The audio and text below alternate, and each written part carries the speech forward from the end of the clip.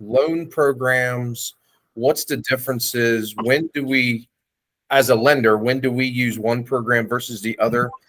And not so much from a lending or an LO standpoint, but from a realtor standpoint. Basic knowledge that you guys need to know. Where does USDA work? What are the parameters? What, if it's an appraisal or home inspection piece, what works, what doesn't? There's some houses listed that say cash only that sometimes we can go conventional. It's really comes down to the program. And we're going to go into all that over about 3 or 4 weeks. This first one today is to get started on the very beginning. So in other words, this whole thing's going to go A to Z. We're going to start out from the minute I talk to a client, you send a person to me, I pick up the phone and talk to them, to your final approved and tomorrow's closing day. So we're going to break it all down into that. Today, we're going to go over the initial phone call, what I do, what information I get, why. For instance, I just had a phone call with a new client today, and I went over, she asked me what did she need to send me. I told her, she goes, oh my God, I need all that for a pre-qual. I'm like, absolutely. We collect all our documents up front in the very beginning before we even go over numbers, programs, and then turn them over to you guys to look at houses. Now, I understand sometimes you guys have already shown them a house. You've been working with them a little bit before they come to me and talk to me, and that's fine. My point is when I pick up a phone call, I want to know as much information as I can from you guys. So I want a little bit of a heads up so I know what to ask. But then my job is to get everything up front so that I don't have to go back to them after they're already under contract, ask for a bunch of documents, and spend 3 or 4 days collecting everything. I want it up front. Because when I give a letter, I call the agent and say, hey, I'm ready to go. Give me a contract. I'll start the application tomorrow, start processing everything else. When it works and everybody follows that, I took an application on Monday this week. Tuesday it went out. Now, Monday it was signed. It is in underwriting as of yesterday. So that person had provided me all their documents. I'd gone over all the numbers with them. They knew exactly what they wanted or needed. My processor picked up the file after they signed it Monday, which was a holiday. Tuesday started working on it. We ordered all our verifications. And as of yesterday, it was in underwriting. So that's how we turn around a file and get it closed in 15 days or less, is when we have everything up front and do this process.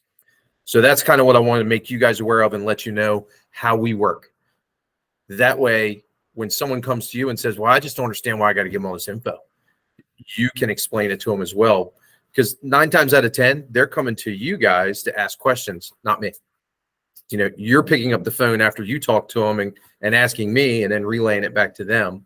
I don't want it that way. I want them to be able to call me and ask me these questions. But you guys are the first point of contact, and 99% of the time, they're going to call you guys first. And that's fine. We're going to work as a team, so I just want to make sure we're all on the same page and everybody understands the process. So let's start.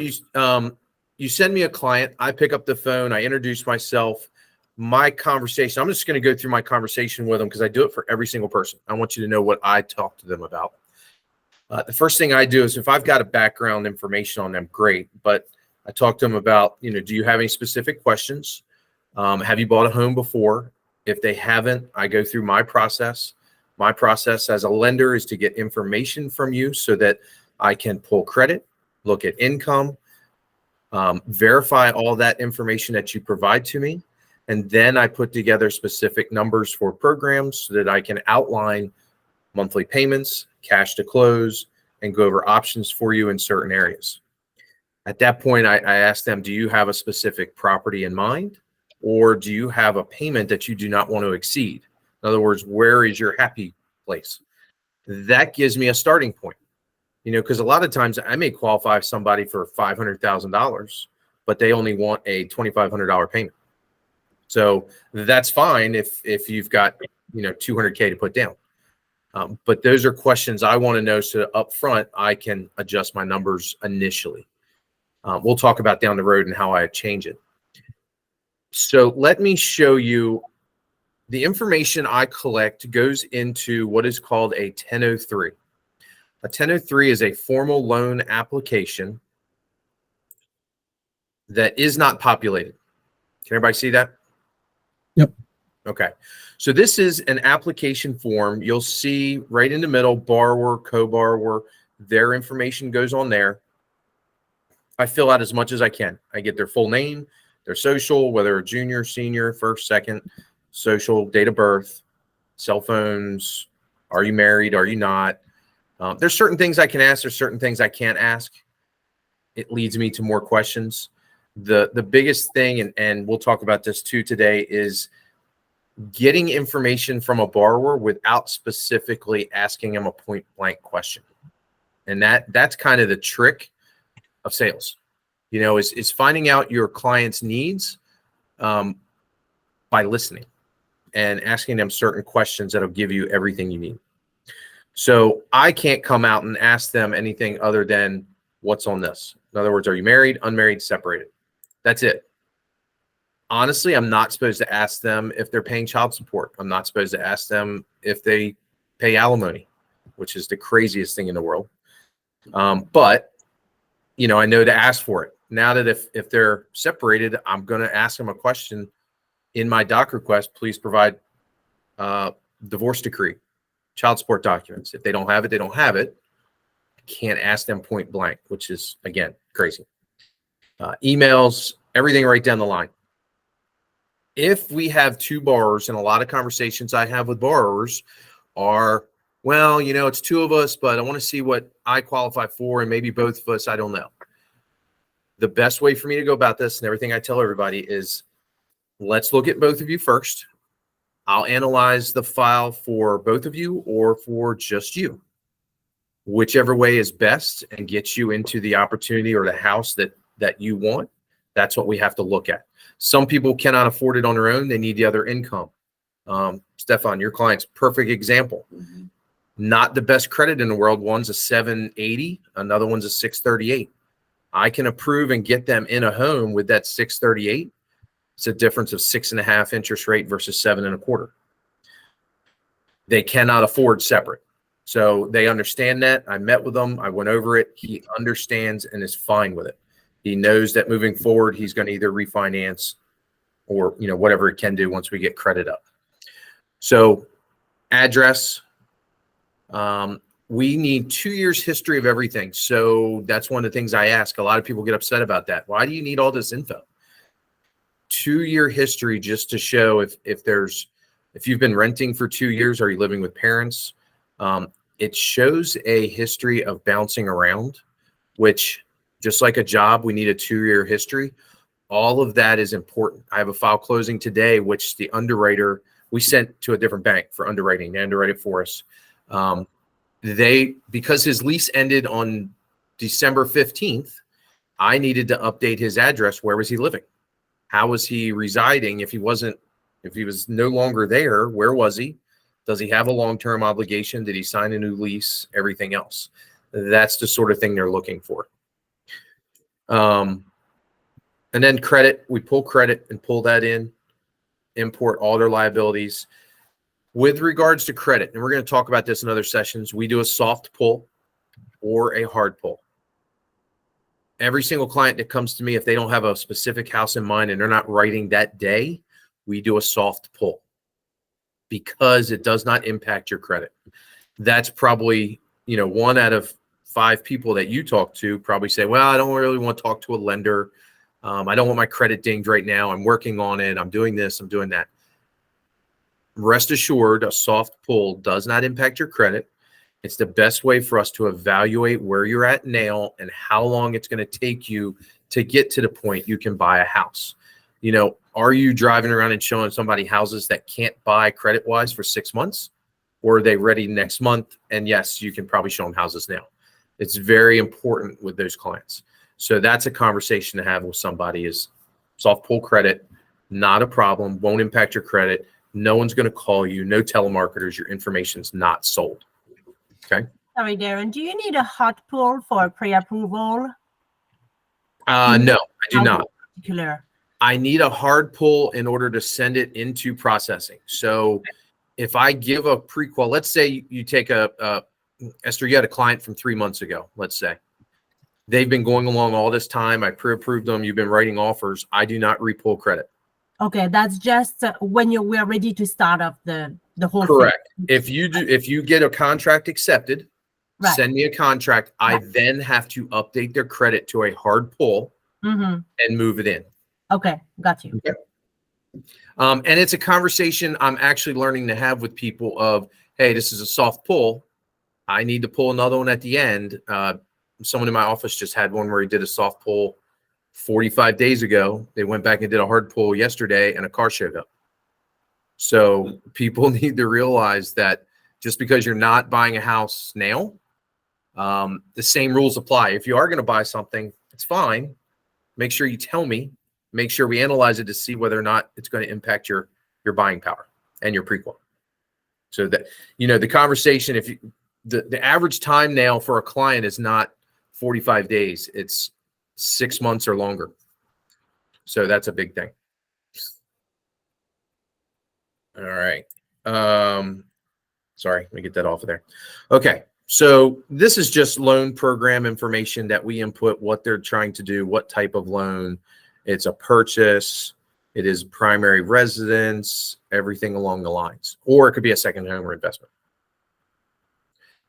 This is really not information that pertains to you. It's the loan program, the loan amount, the interest rate, everything populates in this section. Now, when you go into page 1, okay, there's 5 pages to a 1003. Page 1 imports all their information. It also tells if they're U.S. citizen. I go into all this information with them. Expected borrower account, which is another kind of question that catches people and gives me more information. If they don't tell me honestly whether they're married, unmarried. I had a client yesterday who's not married or separated, but she has a kid. So expected borrower account will tell you one thing, but number of people in the household, is another question I kind of ask them afterwards. Expected borrower account tells you how many people are going to be on the loan.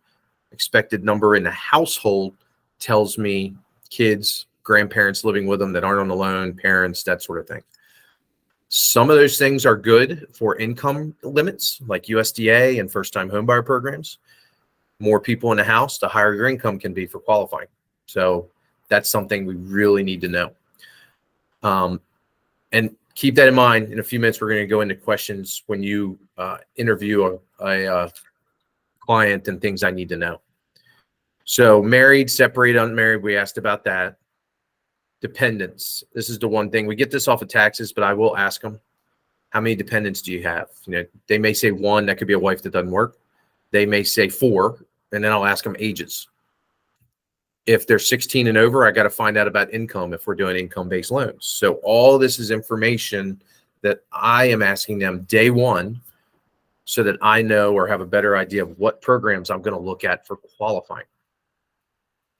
So income, number of people in the household, very, very important. And again, this is information you can easily get from someone with just a general conversation or being friendly as if you've met somebody for the first time at a party or a bar. Okay. And then I move into job. So job history, 2 years of jobs, all have to be within the same line of work. Technically, we can tie things together. It just depends on what they're doing. If they're a laborer, they're a laborer, we can tie that together. I've had people that went from nursing to IT, complete shift of their job and their what they do for a living. That's a little bit more difficult. I can't tie those together. So unless you're a salaried employee and have, say, training, let's say they had education as a nurse, but they also had a secondary education as IT. They decided to go nursing first, didn't like it, went into IT. Great. If it's IT at a nursing clinic or a hospital, maybe you can tie it together, like medical billing, things like that. We can tie, as long as there's something I can tie them together as a history of that same line of work. And that's something we do. But people who bounce around from job to job to job, they're a car salesman, and then they're a mechanic, and then they're a truck driver, and then they're, who knows, they work at a daycare. Those things are not things I can tie together. If they're an hourly employee, I have to have a 2-year history to really generate a history of their pay, especially if it's all over the place. So that's where it becomes more difficult. And then this is just history of employment, gross monthly income that we calculate, 2 jobs. If they have 2 jobs, you're going to get that a lot of times. Oh, no, I work multiple jobs, I'm fine. They have to have a 2-year history of working 2 jobs. So they can change jobs, but as long as I have a 2-year history of working 2 jobs at the same time, I can count both. Okay, so that's again more on my side, making sure I have a history. What can I count? What can I not? There's always going to be 1 primary, 1 secondary. I've only had 1 case in 15 years where they had 2 primary jobs, 2 8-hour jobs a day. I don't know how they did it. And then a part-time job. And we verified all of it. And we could use all 3 because they had a 2-year history of working all 3. Multiple income could be disability, could be alimony, could be child support, anything they receive. At the end of my interview to these people, I always ask them, do you have any other income sources that you claim on taxes? Or, you might not be taxed on it, but, and that's the conversation that leads to all kinds of things. You'd be surprised. So any of that stuff I will put down here, disability pay, long-term disability. I'm trying to think of some of the other stuff. Could be part-time jobs, could be anything that we'll put in. Okay. And then it calculates a gross monthly income, and that becomes my qualifying income that I use for somebody. So the next part I go into with people is, do you own another home? If they're a first-time home buyer, we skip over this altogether. But if they already own a home, I talk to them about the disposition of that home. Are you looking to buy before you sell? Are you going to be selling it? Yeah. Okay, Darren. So question. So I get asked, like someone says, well, I owned a home 10 years ago. Is there a time frame that they can own a home to requalify as first-time homeowner? In the eyes of the state of Maryland, it's 3 years. For a first-time homebuyer program, if you have not owned a home or been on title of a home in 3 years, you qualify.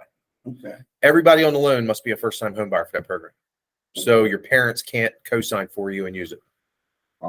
Okay. If wife was never on a home, but the husband was, and they want to buy again together, husband just sold, you're not a first-time homebuyer program. The state waiving of the transfer tax. So state for a first-time homebuyer waives the state transfer tax to 0.25%. Once you have bought a home, that's gone forever. There is no time frame where that credit comes back. Oh, okay. Good. Okay. So you never get that credit, that 0.25. Right. So your contract, and this is more of a Chris or Will question, but in my eyes, your contract, you do not fill out that first-time homebuyer addendum if they've ever owned a home. Okay. Because that's something the title company is going to look at. And for the title company, it's more of that credit. For me, I go off of credit and the information they give me. I don't look at that. Okay. Okay. We import credit. It shows here. I'm sorry. Yeah. One more question, Darren. Go ahead. So if you're a first-time home buyer, the whole transfer cost is waived. Yes, ma'am. The portion. The portion, right? It's 0.25. Correct. The buyer, it's waived for the buyer. Okay, got you. Okay. It's not put on the seller's side, anything like that. Now, the only tricky part is when you go into new construction and new home sales, because everything's pushed to the buyer. That's case by case, title company, closing, everything else. That's something that title company handles all that, because technically the buyer's responsible for everything. They pay the full half, a quarter's usually waived, then they still have to pay a quarter. Okay. It technically would, it's some title companies, I've always run into snafus where title companies want to put it on the seller's side, which the builders don't want to see. So I haven't run into that for a while, but that's a case by case. But just as a first-time home buyer, if they are buying their first home, they do not pay the state transfer tax. Okay. Okay. If they own a home, we mark it in here. We mark it as whether or not they're going to be keeping that home, whether or not they're going to be renting it out. We'll get into later on down the road of what loans will allow us to count rent right away, what won't, all of that. Some loans will not allow you to have a home if you're using that loan again, like USDA. So all of that is important, and we'll go over that as we get into each specific program. Okay. And the last part of an application that I go over with somebody is the disclosures. So in other words, your declarations of have you owned a home? Have you filed bankruptcy? Have you been, had a foreclosure? Everything. Credit reports do not show me Chapter 7s, Chapter 13s anymore. Every now and then, if there was a bunch of debt rolled into one, I can see it because it's on there and marked as, bankruptcy. If there wasn't anything like that and they just filed it, it technically doesn't show anymore. So it's important for us to go down and ask all these questions. Are you buying a house from a family member, which is always an important one? That gets tricky with some loan amounts. And so we'll talk about that too later. This is where I talk to them about money. Do you have money set aside? Are you borrowing money from a family member? There's all kinds of answers I get from that. If my parents are gifting me money, I just got an inheritance, I have a insurance settlement coming in. All of that leads me to questions of, when will you have the money? How is it coming in? Where's it coming from? Do you have documentation? Everything on my side, but this is things you may hear in passing in conversations with them that is important to me. If you're talking to them and they tell you when you're looking at a house that they say, oh yeah, no, I have a big inheritance, I want to put $50,000 down, that's important for me because I'm going to get their bank accounts and I'm not going to see that money most likely. It may be sitting with the attorney or a parent or something like that's going to be gifted. So that's important information on it. And believe it or not, they do not tell me. I don't know why, but they just don't think about it. I guess because there's so many questions I'm asking them, they're waiting for the next question. So I always go over, do you have money put away or allocated for the purchase of a home? And that's where it comes from. Okay. I think, from the dealings I've had with people, and you're right, they don't want to tell you. I think some of it is they don't want to tell you because they think that the more they tell you, the more of their money you're going to use. Maybe. Well, I know. 3 or 4 people have done that with me. I'm like, well, why are you telling me? He's like, well, no stuff. I don't tell them. Right. I don't want them to know. And I'm like, why don't you want them to know? He's like, because they're going to want more of my money. I only want to spend 40 of my 50. But if they know I have 50, right, they're going to work out a way to spend my whole 50. Yep. And I'm like, okay. And sometimes you have to. Yeah. My point is I'd rather have money in reserves. And this is what I advise a lot of my clients is I'd rather you keep money in reserves to offset or pay the mortgage if you have a problem than put everything down and have no money. So that's where I kind of come from. I listen to the client. Whatever the client tells me, they say, hey, I want to put 50 grand down. If I see they only have $51,000 in the bank and to their name, I'm going to advise them against that. I'm going to show them options of something else. Just because it always looks better on a loan app for approval and for an underwriter if they have money left over. I'm taking every dime that they have. It never shows well. So again, that's something we can talk about too when we go into what I present to borrowers, how I present it to them, what they see. So the idea of this is to take you through as if you are a borrower, you're calling me, I'm going to take you through the process of what I do, how I do it. Because they may say, well, okay, well, I talked to them. What's the next step? I've gone over it with them, but they may ask you anyway. You'll know, oh, well, once you get the docs, he's going to call you, set up an appointment. You're going to go over numbers, everything else. Okay. So that is essentially, and then you've got the government reporting information of ethnicity, race, sex, everything else. So we try to fill out as much as that as we can. Again, slippery slope of what I can ask, what I can't. I'd say probably 75% of my applications are filled out online by borrowers. So they're going through and answering all this information on their own, which works tremendously to my favor because they'll fill it out honestly. It really depends on the client. If it's a like a Zillow lead or something like that, and you're calling me and saying, "Hey, I just talked to this person. They want to talk to somebody," I'm going to pick up the phone, talk to them. I'm going to get the information over the phone because those borrowers are very flighty. They may not answer the phone the next day because they've thought about it and now they don't want to buy a house or they go somewhere else. If it's a past client or someone you've been working with and you have the ins and outs and know it very well, a lot of times when I call them, it's an initial call. They're busy at work. They want to take their time filling it out. There's another partner that or someone that's going on a deal. They want to do it together. I send them a website link, which is secure, that they can then click on, go in, create an account, fill out all this information. It takes literally about 5 minutes, and then it's submitted right to me, and I start working on it. Okay. So that's the information I need. We've talked about information that, you guys kind of want to try and pull from them as well. I want to finish up today talking about how to get that. So you as a realtor, generally, I'd say 99% of the time, have the first interaction with the client. They call you or they walk in or they call off a listing, and you're going to get them out to show them a house. At that time, you're just friendly banter. You're asking them questions to learn as much as you can about them, not just where they want to live, what they want to buy, house, townhouse, condo, that sort of thing, your general spiel.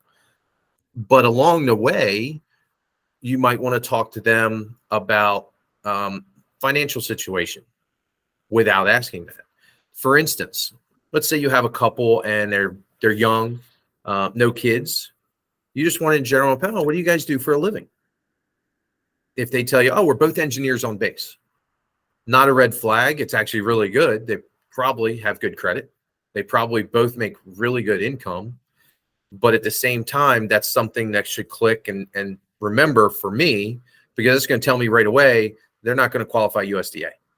They're not going to qualify income-wise for USDA. They're not going to qualify income-wise for first-time homebuyer programs in St. Mary's, maybe Calvert.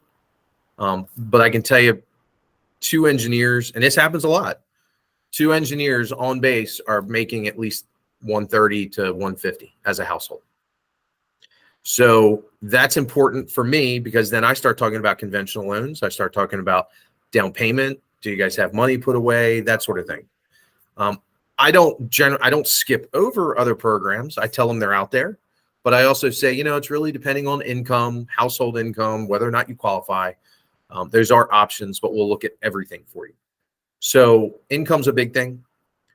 If they're married, big news kids. If you see 3 kids walking around, little kids going with them, or that tells me household size is larger. So that's something, I need to know as well. And when you pick up the phone and give me an introduction, or you give me a heads up, these are things that you should say. Say, hey, they're both engineers on base. They've been here for 3 years. They have 2 kids, and then a lot of times your conversations with them are going to lead to, yeah, our parents really want to help us out. They have said they, are willing to give us money for a down payment, all this stuff. So we're really trying to utilize that money for what we do and keep ours. And literally that's a lot of times what they're going to say. So that's important too, because that's a gift. That's not money that's going to show up in their account. That's a conversation I'll have with them and bring up in my questioning, which leads me down the road to a specific loan. Yeah.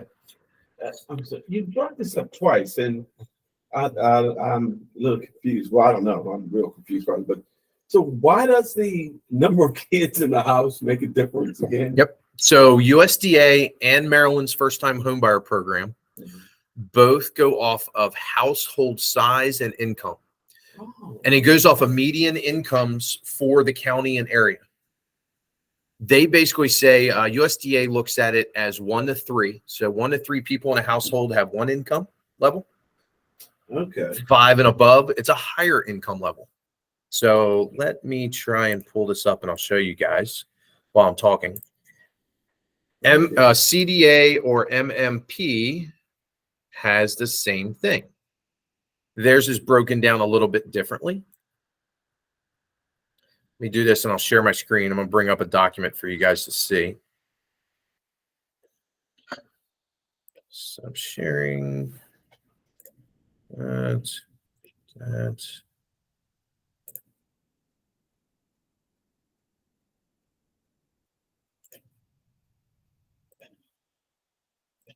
All right. You guys all see that? Yep. Okay. So here's a chart. This is the Maryland mortgage program. Now you'll see it broken down 1 or 2, 3 or more. USDA goes by 5 or more, but I wanted to show you this just because it's simple and broken down. Left side shows you the county. So here's Calvert County. Okay. For 1 to 2 people, your income limit is 180. So Calvert's one of the highest tier in Maryland, along with like Charles County and Prince George's County. 3 or more people, you can make $210,000 as a household. So this is a lot of times why, and I've had this conversation with realtors before of they can buy in Calvert, but they can't buy in St. Mary's using this program. This is why, because if you come down and look at St. Mary's, huge difference. 1 to 2 people can have an income, household income. And this is why we talked about if there's kids in the house that are 16 and over, I need to verify they're not working. 3 or more, 143. I was wondering about that too. Okay. So family comes to me, they're married, shows on his taxes married, claiming wife and kids. I have to get a notarized letter stating I'm not working or I'm a stay-at-home mom or anything like that to show that she's not working. Taxes will show me they're not filing W-2s, they're not claiming income from her. If the wife quit work, say last year, her income is going to show on taxes for 2 years ago. And now she's saying I'm not working. So I actually have to go back and do a verification of employment that she is no longer working at that employer, along with a letter that states I'm a stay-at-home mom. It's kind of fitting and tying in all the pieces because, and I don't have to do this on other loan programs. It's only ones that are income-based. They want to make sure the income that you're stating is your actual income, that you're not hiding stuff. Because this is, I'm sorry, what does that mean, targeted and not targeted? They designate certain areas within the state as targeted, meaning they want to lend money there. Okay. There are none down here. Okay. Dorchester County, Salisbury, Baltimore City. It is high priority funding areas. It's the areas where they want to lend money. Mm-hmm. So there's a lot of different rules in that area. And that's why the incomes are different as well. Yeah. They want you to buy there. So they have very different rules for it. Prince George's County has some. The Eastern Shore has a lot. It's targeted versus not. I'm trying to think the term. Priority funding areas is the biggest thing, is what they go off of, which is a state term allocated to areas that they want to push their money. I don't know if they go off of median income. I don't know if they go off of housing prices, things like that, but that's the difference. Okay. Do you think, Darren, you could forward that to us if there's yeah, absolutely, share or something, just to have an idea? Yep. Thank you. Absolutely. And then I can send you USDAs as well, because it's a little bit different, not crazy, but it's a little bit different. The biggest thing is to realize, when I call and say, hey, here's where we're at. They're over the limits in St. Mary's. They can buy in Calvert. And I go over all this with them. This is not something I leave to you and say, okay, well, go tell them. Yeah. I go over with them why. I go over with them the differences. And if they want to go up, they can afford, their income level affords them a house in St. Mary's. But because their income's so high, they don't qualify for the programs they want. Right. They can get that house in Calvert. They can qualify based on their income levels. So it's just, that's their options. And I've got a lot of clients like that. They can buy in Charles, they can buy in Calvert, they can't buy in St. Mary's. Okay. Okay. So we've talked about income. We've talked about, how to kind of ask those questions of people. The other thing is too, this person's going to open up to you. You're spending a lot of time with them. You're driving around. You're walking through houses. You might have lunch with them. You're going to find out, they're divorced or they had a bad divorce, and now they're trying to buy on their own. Well, that's a key component for me as well. Ask me questions of, do you have kids? A roundabout way I ask about child support and alimony. So those are important things for me to know, just so I can key in on it and listen. Those are all important because I can use it as income for qualifying. So I need to have that in the file a lot of times to get them where they want to go. Also, if they're coming out of a marriage and they were on another house, I need to know that they don't qualify for some programs. I need to know, I have a letter. Are they on the mortgage? Or are they on just the title? All those things are important when I'm looking and qualifying a person. Okay. And they're going to tell you that, because you're going to say, well, do you have a house to sell? Do you own another home? No, I live with my ex. I don't really own it. I'm just on title. Well, you do own it. So you're no longer a first-time home buyer. You have ownership to that property, even if you're not on the mortgage. Now, obligation is a lot easier on my end. I don't have to show that she's not paying it. So there's lots of things that I look for and ask for to do that. Okay. Other than that, that's the biggest thing, is just getting as much information you can in a friendly banter or just normal conversation and listening. It's not zoning in and really just hearing, okay, I want a townhouse, I want 300,000, I want this payment. Good. All right. I'll talk to you later. Let me call my lender. It's listening to everything else they're saying, because the other stuff is more important to me, because I'm going to tell them what they can afford, what they can qualify for. And I'm going to have that conversation with them and zero in on an exact payment, so that I can tell you, hey, they're in the 300 to 350 range. They need to be in Calvert based on this stuff, that, or they find Calvert, St. Mary's, whatever. Okay. So next time, we've kind of run over a little bit, but I'm trying to keep these to a half an hour and break this up. Next time, we're going to go over some more information with regards to application, moving forward, the next steps, qualifying the borrower. And then after that, we're going to go into specific programs. I'm going to break it out as far as government programs and conventional programs. Conventional to include jumbo or non-conforming. And after that, the last part would be putting all the pieces together. How do I present them numbers before I send them on their way to you? And this is not a long process, not this training, but this is my interaction with them from the initial phone call and getting information to me going over numbers with them and then calling you. Literally can happen in the same day if they're on the ball and with it. Some people drag it out and take weeks, 2 weeks, 3 weeks before they get me any documents.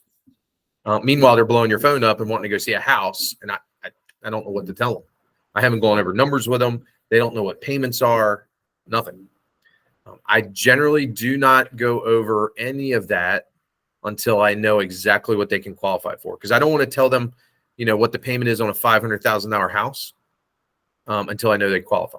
Now, there's going to be some people that I talk to, I pull their credit, I go over the income, they tell me where they work, and I'm like, good, you guys are fine. I'll go right into numbers, especially if you call me and say, look, we just looked at the house, they're very interested. I'm going to get them going.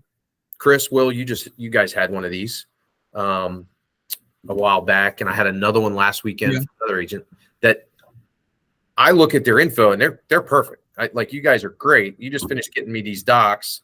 I'm going over numbers with them at the same time as they're sending me stuff. So, but that's it. I think for purposes of a timeline, I always tell borrowers the timeline really is dependent on how quick you are. I can turn these things around same day or within 24 hours if I have your documents to review. If they're young, first-time home buyers, not married, taxes really aren't super important. I know it takes a while for some people to get taxes. Sometimes they don't have it at their fingertip. I need your pay stubs. I need your W-2s. I need your bank statements to show what you got. From that, I can tell you anything. Okay? Yeah. That makes sense. So, and that's things you can prepare people for. That's what I'm going to need. Sometimes I don't need tax returns. First time home buyers, government programs, I have to have them. So W-2s, pay stubs, Bank statements. bank statements. Yep. They get those 3 to you, and I can pretty much tell them what they can buy and what they can afford. And my conversation is, I'm going to go over numbers with you. Here's what's still up missing. I still need your tax returns. I still need page 4 of a bank statement, whatever. We go over all that with them, send them emails so we can track it. Next time we talk, I'm going to go over my system and how I move them along, and you guys get emails so that you know what's going on, my conversations with you, everything else. But I have a system in place that keeps you guys up to date and informed, even if it's an evening or a weekend, you know, and I can't get a hold of you, or you're out of town or anything like that. You're getting emails from my system, everything else, showing that they're moved along. Hey, congratulations. They're ready to go house hunting. You know, let me know if you need numbers. That sort of thing. I have a stupid question. There are no stupid questions. That's why I asked it. So okay, let's pretend somebody is starting a house search, doesn't have a house in particular, you know, in mind, but he needs to be pre-approved. Is it a pre-qualification or is it a pre-approval? Such a good point. That was actually on my little spreadsheet I sent Will, and I don't know if I had it for today or the next one, but pre-approval and pre-qual are pretty simple. Pre-qual is I'm qualifying you based on your documents for a house price you tell me, estimating taxes and insurance. Okay. And everybody's going to give you a different answer to this because it's very vague. It's a gray area. Yeah. Pre-approval is I have all of your documents. You have a specific house. I've looked up the taxes, still estimating insurance. I've updated the rate for today. And usually I'm running an AUS, which is an automated underwriting system. It is a digital or a Fannie Mae, Freddie Mac electronic system. I input all their information. It tells me your approval level, or you're approved, you're not approved. It's for a specific house. It is for a specific house. The pre-approval means it's prior to application. I do not have an appraisal. I do not have verifications of employment, but I've run everything as far as I can. A pre-qualification, you mean? No, that's a pre-approval. Oh, okay. Yeah. Pre-qual is, I've just gone through your numbers. I talked to someone this morning, and she just wants to be pre-qualified for his maximum loan amount. Okay. So that's a pre-qual. I'm going to collect her documents. I'm going to go through and run numbers at the highest I can based on what she's told me. Okay. I can get as in depth as you want based on a seller, based on a deal, based on anything. I've ordered pre-VOEs before to make sure my income's exact. I have appraisal is the only thing I really can't order ahead of time. You got to have a contract for that. Yeah, no, it's just a matter of vocabulary. Like if somebody comes to me and say, okay, I need to buy a house, I need to know for what amount he's going to be pre-qualified. And then we pre-approve him for a house, for a specific house. Yes. Am I right about that? Yep, absolutely. When they find a house, I adjust my numbers. Every house they go to and see and want to look at, I update my numbers for them. Okay. And sometimes I'll put 3 houses on one spreadsheet for them so that they can see, Deer Drive, whatever it is, be 3 different addresses for them to look at, comparing side by side. Doesn't happen much anymore. It's rare that someone sees 3 houses that they like and they want to compare now, but rare that they're out there. Man. Yep. Any other questions? No. All right. So I think we're on for next Friday, 9:30, same bat time, same bat channel. And we'll send out a link for that and everything else. If you hadn't already, I don't know. Thank you, Darren. All right, guys. Have a great day. All right. Thank you. Will, can I talk to you a sec? Sure.